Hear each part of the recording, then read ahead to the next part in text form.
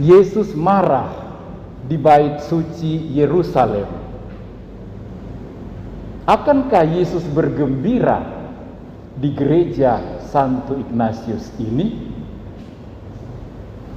Bapak Ibu, saudara-saudariku, hari-hari ini Paus Fransiskus berada di Irak, sebuah daerah yang sangat terkenal karena Saddam Hussein, tapi sebuah daerah yang sangat penting dalam kitab suci, karena di sana ada tanah Ur, asal usul Abraham.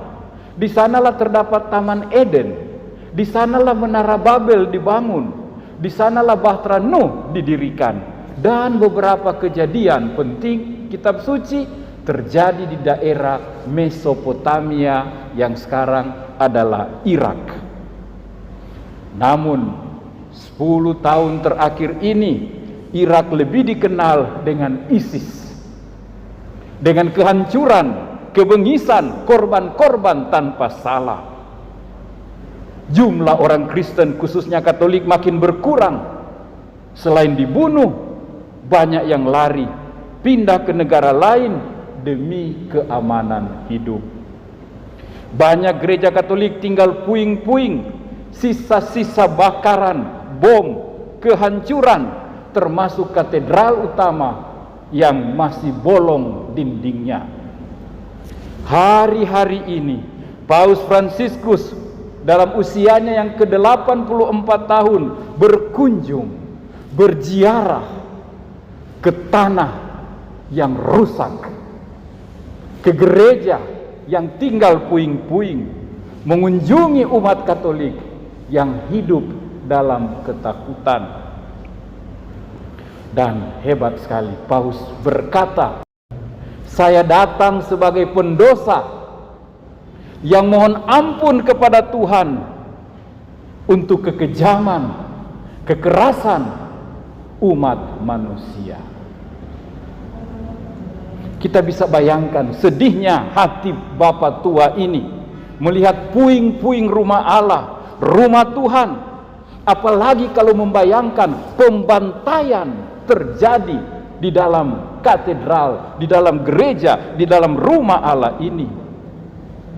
Seolah-olah tercium bau asap, bau darah, nyala api, pekikan dan teriakan orang-orang tak bersalah. Kita juga di Indonesia, betapa sedihnya kita jika mendengar ada rumah ibadat yang tidak boleh dibangun, yang dipaksa tutup. Ketika misa Natal, gereja dimasuki teroris, bukan membawa kado Natal, tapi membawa bom yang mematikan. Dan semua ini terjadi di rumah Allah, di rumah Tuhan. Kita semua tahu, di mana-mana saja gereja, rumah ibadah selalu tampil lebih bagus, lebih indah dari bangunan-bangunan di sekitarnya. Mengapa? Karena itu adalah rumah untuk Allah. Karena gereja adalah rumah Tuhan. Tempat kita berbakti, tempat kita beribadat, tempat kita adoration, menyembah Tuhan, tempat kita contrition, mohon ampun, mohon maaf, belas kasihan, tempat kita say thanksgiving, memuji, memuliakan, bersyukur pada Tuhan. Tempat kita juga supplication, berdoa bagi orang lain, berdoa untuk diri sendiri. Dan di gereja Tuhan menyambut, Tuhan membungkuk, Tuhan menerima kita, Tuhan hadir, selalu hadir, seperti lampu kudus yang terus bernyala. Tanda aku hadir, aku di sini, Immanuel, Allah menyertai kamu. Seperti Allah yang membungkuk. Kalau kamu masuk pintu besar ini, ada ukiran arkus, lengkungan langit bagaikan pelangi, lambang Allah yang memberkati setiap umatnya yang datang masuk gereja, yang datang ke rumahnya. Allah hadir lewat mimbar suci ini, di mana sabdanya meneguhkan, di mana sabdanya menguatkan kita. Allah hadir di meja altar, di mana ia memecahkan tubuh dan darahnya ini tubuhku, ini darahku, supaya kamu hidup, supaya kamu penuh damai, supaya kamu pergi menjadi saksi. Bagaimana kita bisa tinggal diam? Bagaimana kita juga tidak marah jika rumah Allah, rumah Tuhan ini, tempat ibadat ini disalahgunakan seperti yang Yesus alami di Yerusalem. Bait Allah menjadi tempat perdagangan domba, lembu, dan merpati. Bayangkan DP bobo bayangkan tu sapi pe bataria, domba mengekik, burung tekukur terbang kiri terbang kanan. Di sana menjadi tempat pertukaran uang, karena uang Romawi harus ditukar karena dianggap najis, tidak cocok untuk persembahan. Bisa dengar situ 3.000, di sini lebih murah, domba jantan, budok sadiki, ekor kuning. Bayangkan DP rame, rumah Allah, rumah Tuhan menjadi pasar. Akibatnya keributan, kekacauan. Rumah Allah menjadi pasar. Orang mencari untung di rumah Allah. Yang tidak mampu beli domba, yang tidak mampu beli sapi, yang tidak mampu beli tekukur, terpaksa pulang karena harganya naik lebih tinggi dari harga di pasar. Rumah Allah bukan lagi rumah doa, bukan lagi rumah tempat perjumpaan dengan Tuhan, bukan lagi tempat beribadat, diganti menjadi tempat jualan dagangan. Dan yang paling menyedihkan, Yesus menjadi tempat untuk menambah susah orang-orang miskin yang mau beribadat. Yesus marah atas ketidakadilan, atas ketidakbenaran, atas pemerasan, atas penistaan rumah Bapa. Makanya benar kata kitab suci, cinta akan rumah Bapakku menghanguskan aku. Rumah Tuhan, rumah Allah yang suci adalah tanda kehadiran Tuhan. Tidak dihormati, tidak dihargai, maka Yesus bertindak, memperbaikinya, memulihkannya. Itu di Yerusalem. Pertanyaan kita, bagaimana dengan gereja kita di sini? Rumah Allah kita, rumah Tuhan yang indah ini. Jika Yesus datang ke gereja Ignatius saat ini, menurut Anda, apa yang kurang di sini? Apa yang belum sempurna? Apa yang kurang cocok? Apa yang tak pantas yang ada di sini? Apa yang perlu diperbaiki agar tujuan menjadi rumah Allah, orang berjumpa dengan Tuhan terjadi? Beranikah kita bertanya pada diri kita, apa saja yang kiranya Yesus akan tegur andai dia datang di sini? Sejak lonceng pertama sampai selesai misa, dan melihat cara kita menggereja, melihat cara kita beribadat. Saya ingin kasih beberapa contoh, tapi nanti ada yang tersinggung. Tapi kalau tidak kasih contoh, lain kali kurang jelas. Ya, jadi saya minta izin kasih 1-2 contoh. Yang pasti, saya jamin kalau Yesus datang, dia tidak bikin cambuk. Karena apa? Keadaan kita boleh-bolehlah, baik-baik, tidak parah-parah amat. Malah saya pikir Yesus akan memuji kita. Maka sebanyak umat Ignatius, kamu sebagai gereja yang bagus sekali, luar biasa, selain mahal, indah, kamu rawat juga baik-baik. Terima kasih, biar COVID tetap saja ada yang masuk, tetap saja ada yang beribadat. Saya rasa Yesus datang memberi aplaus, mantap. Mungkin Yesus akan bilang, terima kasih, kamu datang beribadat, kamu ikut misa. Hampir tidak ada yang pulang sebelum berkat dan lagu penutup. Di tempat lain, habis komuni cabut. Tapi di sini ketuk sampai kelar, sampai berkat selesai, baru keluar. Yesus tepuk tangan, mantap, Ignatius. Terima kasih kamu ambil bagian dalam liturgi. Ada yang sebagai petugas liturgi, Mungkin Yesus cuma mau tambah, mungkin ya, Yesus cuma mau tambah ini. Kalau boleh kuat jangan terlambat, lebih bagus no. So datang awal trek, cuma sibuk dengan dunia, masih sibuk dengan rumah, masih sibuk dengan tamang. So datang cepat trek di gereja, cuma ada baku WA, bak TikTok. Bahkan sementara ibadat keluar karena ada yang telepon. Katanya ke gereja, mau mencari Tuhan, mau mendengar Tuhan, tapi masih sibuk dengan yang di luar gereja.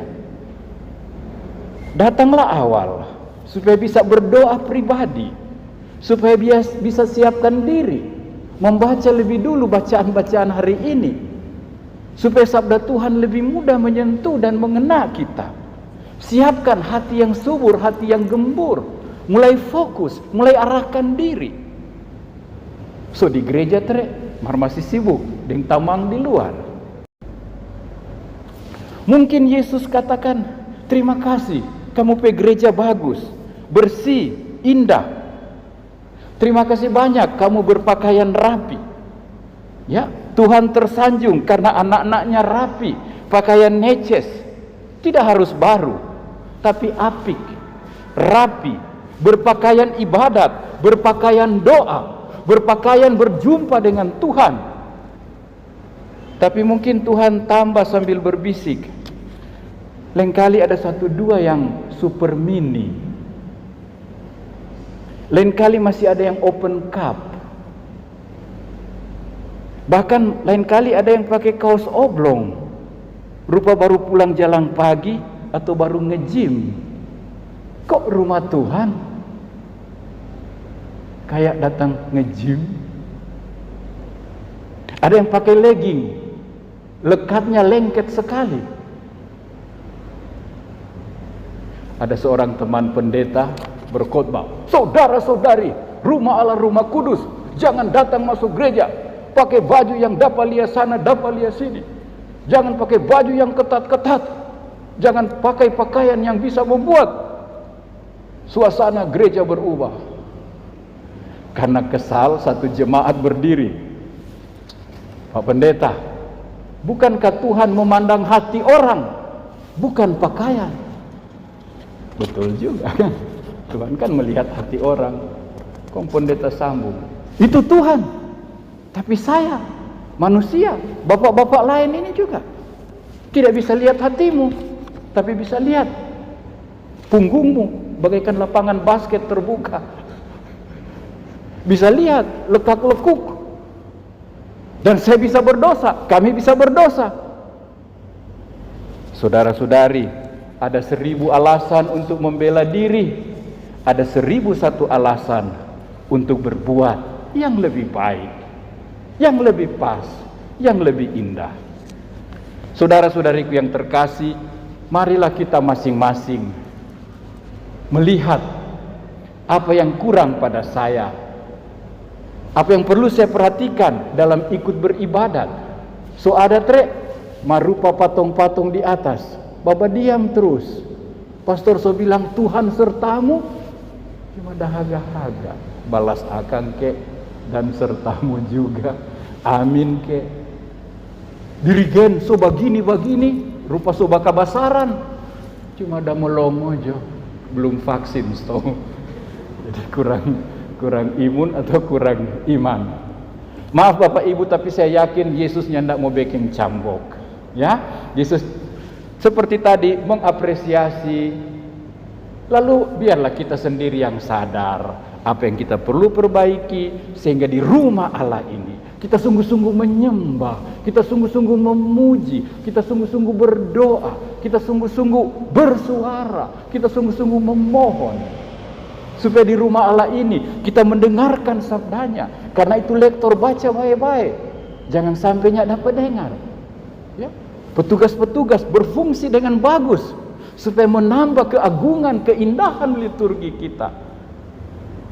Mari kita berterus terang pada diri sendiri, apa yang perlu saya perbaiki dalam bergereja, dalam beribadat. Terlambat mengisi waktu doa dengan baik, terlibat aktif bernyanyi dan menjawab, menjadi petugas liturgis yang baik, yang berlatih, yang menyiapkan diri menjadi petugas COVID juga. Terima kasih sudah bertugas. Tapi jangan sampai persembahan di luar, serta komuni datang maju. Ada yang kurang, ada yang incomplete. Ibadat sabda dan ibadat kurban. Terima kasih bertugas, bagus. Tapi atur sedemikian rupa, ya, supaya jangan ada yang dikorbankan, ya. Saya yakin sekali lagi tidak ada pelanggaran besar yang terjadi di gereja kita. Mungkin kecil-kecil saja, tetapi kalau kita lebih perhatikan akan lebih indah lagi. Bapak, Ibu, saudara-saudari, Yesus ingin kita menata gereja kita, menata ibadat kita, karena ini rumah Tuhan, rumah Allah. Tapi Yesus ingin juga mengingatkan bahwa masing-masing kita adalah rumah Allah, bait Roh Kudus, Allah tinggal di dalam kita. Karena itu, selain menjaga, menata rumah Allah, kita juga perlu di masa Prapaskah ini menata, menjaga, memperbaiki, memperbagus tubuh kita, jiwa kita yang adalah bait Allah. Bagaimana caranya? Ada 10 perintah Allah. Dalam 10 perintah Allah, 3 perintah yang pertama berhubungan dengan Tuhan. Mengabdi Tuhan, menyembah Tuhan, menguduskan hari Tuhan. Dari 4 sampai 10 berhubungan dengan sesama, dengan orang tua, dengan sesama, jangan bunuh, jangan curi, dan yang lain-lain. Ini semua bagaikan pedoman, bagaikan bantuan untuk membuat kita berelasi dengan Tuhan dengan baik, berelasi dengan sesama dengan baik. Biarlah Yesus yang marah di bait Allah Yerusalem bisa senyum, bahagia di gereja kita ini dan di setiap kita sebagai bait Roh Kudus yang hidup. Amin.